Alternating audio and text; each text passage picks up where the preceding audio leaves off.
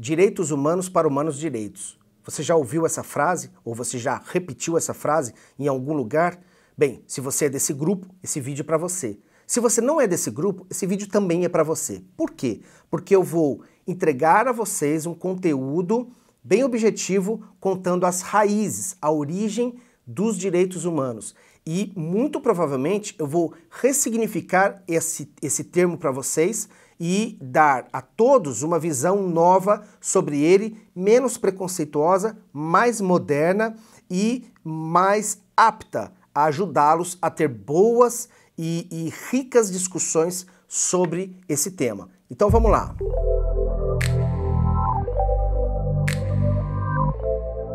Eu vou fazer várias etapas aqui com vocês no vídeo. Vamos para a primeira, bem objetivamente. Presta atenção no que eu vou falar. Ultimamente, ao longo dos últimos anos e com o advento das redes sociais, fala-se muito em direitos humanos, ou vincula-se muito direitos humanos à defesa de criminosos, à defesa de bandidos. A minha primeira missão é destruir essa sua ideia, caso você pense isso. Ou se você não pense, parabéns, mas eu vou dar talvez alguns argumentos ou um argumento fundamental para você ajudar outras pessoas a não pensarem dessa forma tão reducionista.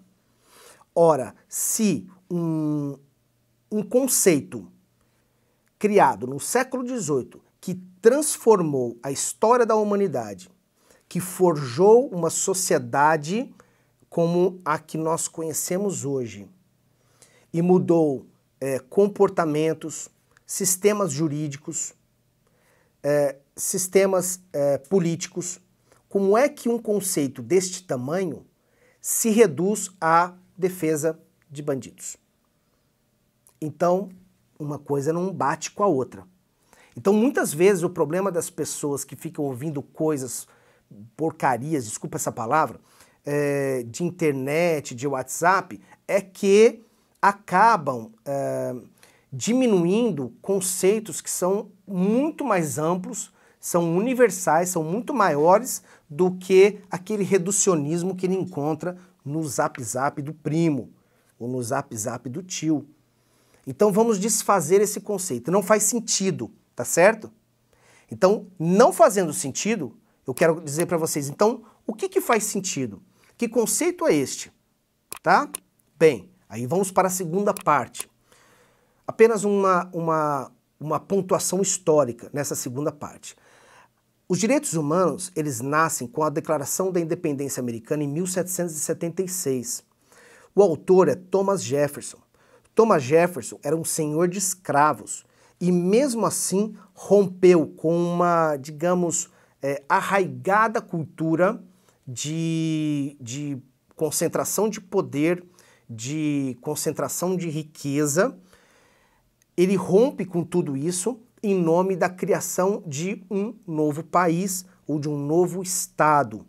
A Declaração da Independência Americana, ela se baseia muito na ideia do conceito, tá certo, dos direitos humanos. Isso é 1776. Só que as ideias de Thomas Jefferson vão atravessar o oceano e vão para a Europa.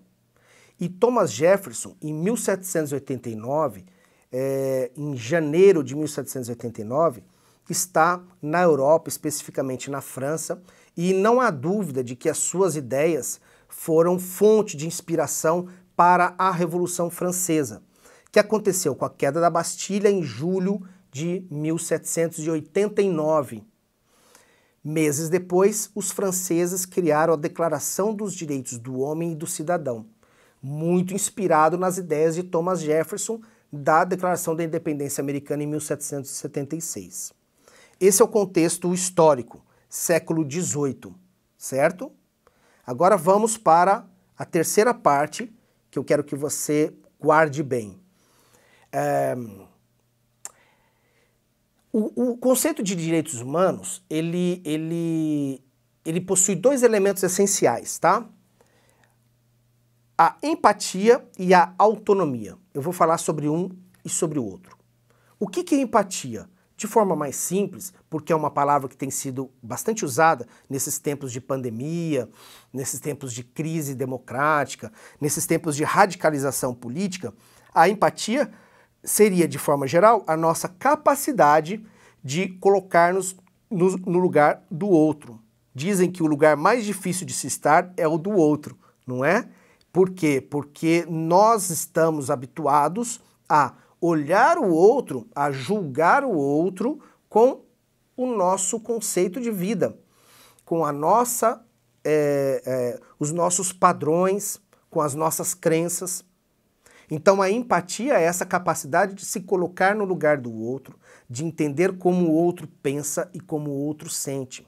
Só que a empatia é uma qualidade cultural, certo? Ela é uma qualidade cultural porque ela tem uma ideia de reconhecimento de que o outro pensa e sente como nós sentimos. Tá certo? A outra palavra é autonomia. E a autonomia tem muito a ver com a questão do corpo. Pensem, nós nos situamos lá no século XVIII, não é verdade? Então pensem que desde o século XVII, XVIII, os seres humanos estão se transformando. E qual é essa transformação? Ora, são muitas, mas parte delas está relacionada com questões culturais e questões de hábitos mesmo. Que tipos de hábitos você está falando, Luiz Renato? Por exemplo, o celular tocou. Eu esqueci de desligar. Então, voltando. Nós estamos falando da autonomia. Autonomia tem relação direta com a ideia do corpo, do individualismo moderno. Lembre-se, nós estamos falando de século XVIII, quando o conceito nasceu. E desde o século XVII, mas principalmente no século XVIII, os seres humanos vêm mudando muitos dos seus hábitos. Por exemplo, já não era mais suportável manifestações por exemplo, excrementos humanos em praça pública. Já não era mais aceitável certos comportamentos, como, por exemplo, bebedeiras públicas, e que existem até hoje, que também tampouco são aceitáveis, né, do ponto de vista social. Certos comportamentos, até mesmo em teatros, em praça pública. Era muito comum os homens, as mulheres, né, quando assistiam uma peça teatral, conversarem muito durante essa peça teatral, esse musical, essa ópera, e, digamos, usarem da sua flatulência, ou de escarros, ou de assobios e coisas do gênero para, digamos, protestar contra a qualidade percebida daquela obra. Certos comportamentos já não eram mais, como eu disse, suportáveis. Não era mais suportável, por exemplo, dormir uma família inteira no mesmo lugar, né? Incluindo os seus agregados. Quando eu digo mesmo lugar, a mesma cama, o mesmo solo ali, todo mundo junto, como era, isso acontecia naturalmente séculos passados. Os quartos começaram a surgir nessa época. Sim, os dormitórios nas casas. As salas de comer, as salas das refeições passaram a ser separadas. Já não era mais aceitável comportamentos, por exemplo, de uma pessoa limpar o seu nariz no meio de uma refeição, morder ossos de alimentos e colocar na mesma vasilha, coisas que eram comuns até então. Quem relata isso muito bem é um autor chamado Norbert Elias. Ele escreveu um livro com 2 volumes, O Processo Civilizador. E tudo isso culmina no quê? Numa identidade do corpo, ou numa ideia de fronteira do corpo. O meu corpo é meu e o seu corpo é seu. Isso parece simples para a gente hoje, porque nós já nascemos com esse conceito, né? Mas no século XVIII isso não era claro. Então, quando ocorreu a combinação da empatia com a autonomia, essas, digamos, foram as bases para a criação do conceito de direitos humanos. Então ele nasce dentro desse conceito e ele tem 3 qualidades essenciais. Essas qualidades são, ele é natural, ele é igual e ele é universal. Ele é natural porque ele é inerente às pessoas. Já não se pensava mais, e Thomas Jefferson foi o formulador e nunca teve que explicar por que teve que existir direitos humanos, porque o conceito era esse. Isso é inerente a todas as pessoas. Ele é igual porque ele é aplicável da mesma forma a todas as pessoas e ele é universal porque ele tem que ser um conceito também compreendido e aplicável em todo o mundo, em todos os lugares, em todos os países e nações. Então, percebam, né, que tem elementos que construíram essa ideia, né, tem as características próprias, as qualidades que a ideia do conceito, a ideia dos direitos humanos tem que possuir, certo? E tem, finalmente, a sua criação. E a sua criação não veio de uma forma simples ou sem que outras pessoas tivessem combatido a ideia de direitos humanos. E também engana-se se você achar que assim que, por exemplo, após a Revolução Burguesa de 1789, os negros foram libertos, não existia mais escravidão, as mulheres tinham os mesmos direitos, e isso também não aconteceu. Apesar da existência da Declaração dos Direitos do Homem e do Cidadão, certas conquistas ainda demoraram alguns anos para serem alcançadas. Por exemplo, de minorias religiosas, né? Os direitos políticos oferecidos aos judeus. Uma discussão muito acalorada, por exemplo, foi a introdução ou a emancipação política, né? De atores e de carrascos. Ora, por que carrascos e atores não poderiam fazer parte da categoria de cidadão contemplado na Declaração dos Direitos do Homem e do Cidadão? Ora, porque na época não se podia contemplar um direito político para um carrasco que ganhava vida matando pessoas. E da mesma forma, há um ator que ganhava a vida se fazendo passar por outras pessoas. Esses eram os argumentos. Da mesma forma que mulheres demoraram muito tempo depois para serem reconhecidas como parte da categoria de cidadãos e conseguirem obter os seus direitos mais fundamentais, que são, aliás, fruto de lutas até hoje, certo?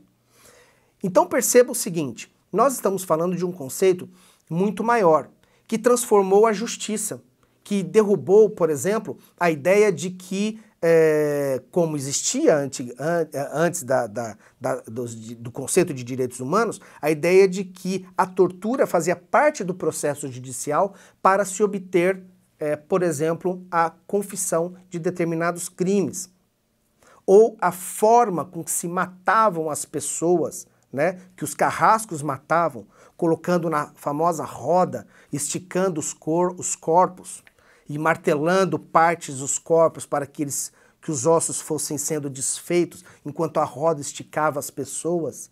A tortura pública.